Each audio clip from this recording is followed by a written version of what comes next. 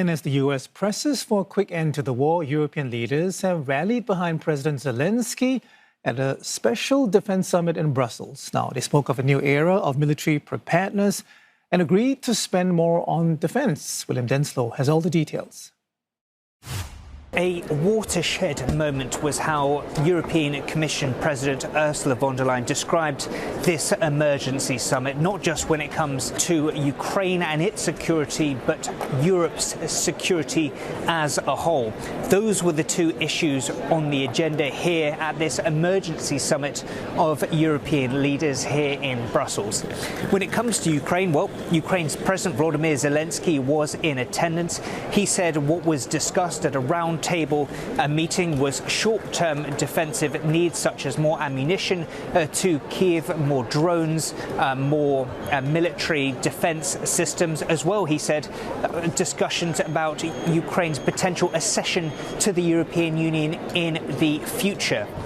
Also being discussed longer-term security guarantees for Ukraine. Those included a proposal made by French President Emmanuel Macron about potentially more European allies being involved and coming under the French nuclear umbrella. That garnered some positive reaction from a few European leaders at this summit.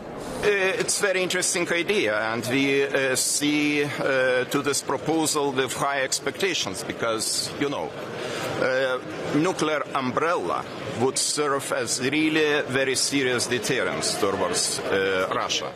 Also being discussed the potential so-called coalition of the willing and a potential plan if a security peace agreement were to be agreed between Ukraine and Russia, the possibility of European peacekeeping forces to be sent to Ukraine in the future. That, however, has sparked somewhat of a divided reaction among the EU's member states. Another key issue that was discussed was Europe's wider defence capabilities. That has been a major issue of concern, not just here in Europe, but also in Washington. Donald Trump has reiterated time and time again for Europe to do more when it comes to defence spending. This week, the European Commission unveiled a Rearm Europe plan to the tune of $840 billion to provide more funding for Europe's defence capabilities. Again, that was an issue that was met with a great deal of appreciation from member states at this summit. It gives the member states possibility to invest in the Ukrainian defense industry or to procure military capabilities that go right away to Ukraine. Spend on defense and deterrence. That's the most important message. And at the same time, of course, continue to support Ukraine. You made a strong signal to Ukrainian people, to Ukrainian warriors, to civilians, to all our families, and it's great that we are not alone. We feel it and we know it.